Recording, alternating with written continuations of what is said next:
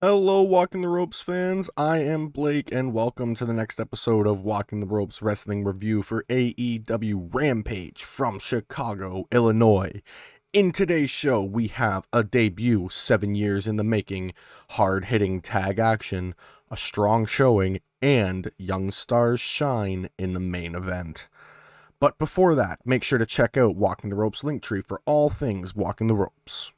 To open the show, we had the cult of personality hitting through the entire arena, and then CM Punk making his official appearance for AEW is for like we finally have it.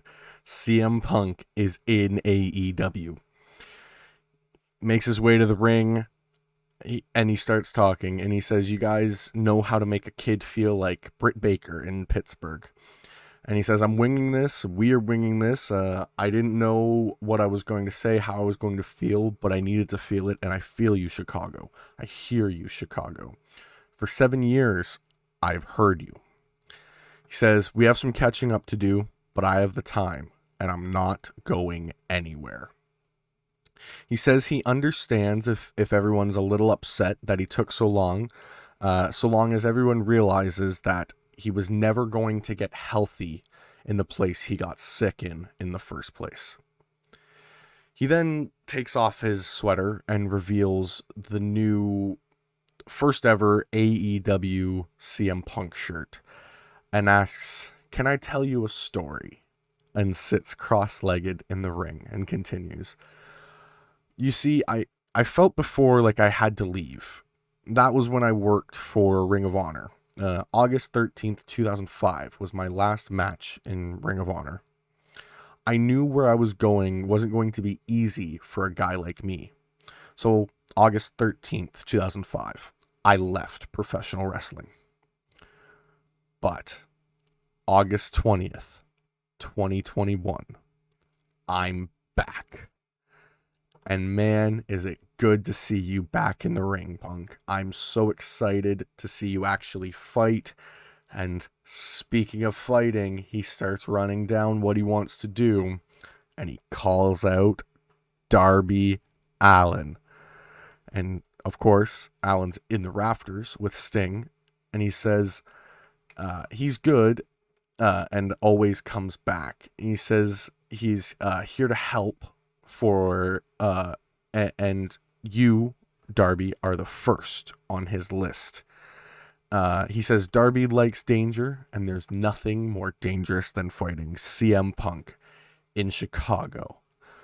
So, at All Out, I'm back. We have our first, I guess, official match at All Out. CM Punk versus Darby Allin. So excited. He then says, 7 years is a long time to wait. So on the way out of the United Center, grab a free ice cream bar on him. Suck it, Vince. Suck it. Then we get Jungle Boy, Luchasaurus, and Christian Cage talking about Jurassic Express winning their match tonight and Cage winning the AEW Championship at All Out. They run down how basically Cage has Kenny's number, and he says he's just going to win at All Out. We then get the AEW World Tag Team Championship Eliminator semifinal match, Private Party versus Jurassic Express. And this match is to go to the final, to where if they win there, they will get a match against the Young Bucks at All Out inside of a steel cage. Ooh, I'm so excited. The Bucks will also be watching on the stage. Jungle Boy and Isaiah Cassidy start out. They go back and forth, going for quick pins and then kipping up and at the same time and having a stare off. Then Private Party tries to double team Jungle Boy, but he fights out and takes on both men and stands tall. Jungle Boy then tries to tries to drag Mark to the corner, but is stopped and double teamed by Private Party. Mark beats on Jungle Boy in the corner, and Private Party double teams him on the outside. And then back in the ring, Isaiah locks in a sleeper hold. Private Party double teams Jungle Boy in the corner and goes for Poetry in Motion, but Jungle Boy reverses it, hits a drop kick, and tags in Luchasaurus. Luchasaurus comes in, takes out both men, and Jurassic Express goes for a double team, but Mark stuns Luchasaurus, and Cassidy hits a Canadian Destroyer on Jungle Boy, who was on the shoulders of Luchasaurus at the time. This gets a near fall. Private Party takes out Luchasaurus on the outside of the ring. Back in the ring, Jungle Boy reverses Silly String, and Luchasaurus comes back in and stops Cassidy. During all this, Matt Hardy takes out Marco Stunt. Jungle Boy takes him out, and Cassidy rolls up Jungle Boy for a near fall. Private Party then follows it up going for Gin and Juice, but Jungle Boy hits a DDT, and Jurassic Express hits the Thoracic Express for the win.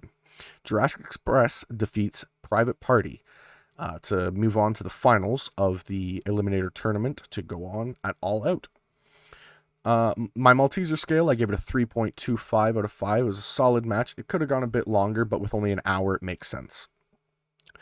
Kenny and Dawn talk backstage about Cage beating Kenny being a fluke, and Cage ruined it, and All Out will retire him.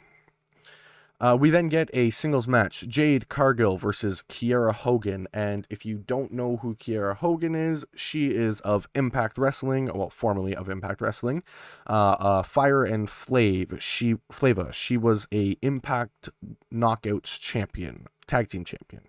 Really great competitor, and excited to see her in AEW. Jade tosses Hogan away and just taunts the crowd, and Hogan's able to make some offense here. She backs Jade off to the corner, hits a running knee, and then tries to hit another one, but runs into Jade's boot, and Jade then hits Jaded for the win. Jade Cargill defeats Kiera Hogan.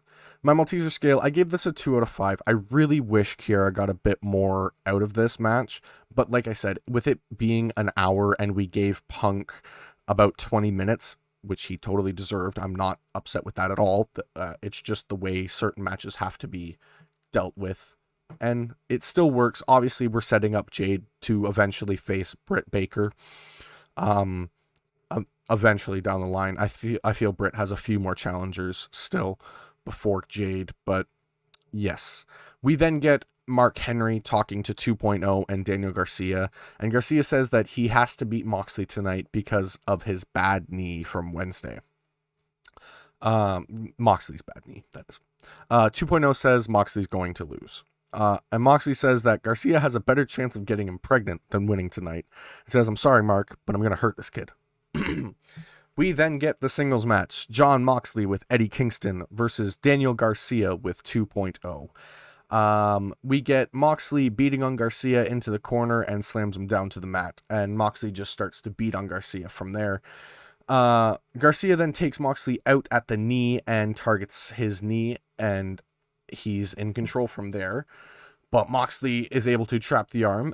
Garcia does fight out, and he runs at Moxley, and as Moxley hits a suplex, follows it up with another suplex, and then Garcia picks the ankle, and Moxley fights to the rope. Garcia then runs at Moxley again, and Moxley hits a big clothesline, and they exchange blows again. Moxley then hits a throw suplex and goes for Paradigm Shift, but Garcia fights out, locks in a modified sharpshooter. He's basically like sitting out in a sharpshooter-esque position, but has both legs kind of trapped a little differently than, you would in a sharpshooter. Moxley then reverses it with a bulldog choke, and Garcia taps out. Jon Moxley defeats Daniel Garcia. A really solid match, all honesty. For my Malteser scale, I give it a 3.5 out of 5. Obviously, we knew Garcia wasn't going to win here. He showed a really good amount of offense, and I'm really hoping he signs with AEW soon. If he hasn't already, I just haven't seen anything about that yet. After the match, 2.0 and Garcia jump Eddie and Moxley, and Sting and Darby come out to make the save. They beat on them for a good while. We get, I believe Moxley hits the Paradigm Shift. I could be wrong about that. But we get Sting hitting the Scorpion Splash on both 2.0 members in the corner, and then Darby hitting the Coffin Drop on both men as they're in the ring. For my overall of the show, I give this a 4 out of 5. It was a very solid show. Obviously, I'm heavily favored towards Punk returning, but that's going to happen because that is something massive. I mean, it was still a really good show. I wish the matches were longer, 100% I do. But with what was on this show, with an hour long, it was one of the best wrestling shows of the week. For my match of the night, I give it to Moxley versus Garcia. Garcia really truly showed what he can do in that match. It was a really good match. My segment of the night, who else? It's CM Punk making his debut. There's no other way I could have done it. He's fantastic. I'm so happy. Cannot wait for his first match at All Out. He is going to be at Dynamite next week. Probably at Rampage following that one as well. We are going to be seeing a lot of CM Punk in the future, and I'm so excited. My performer of the night is Moxley and Garcia, mainly going to Garcia because he is young top talent becoming really big really quickly, and I'm super, super excited. But that is all for this episode of Walking the Ropes Wrestling Review. Thank you all for dropping in, and if you enjoyed it, make sure to like, subscribe, and hit the bell icon to get notifications whenever we upload a video, and I will see you in the next one.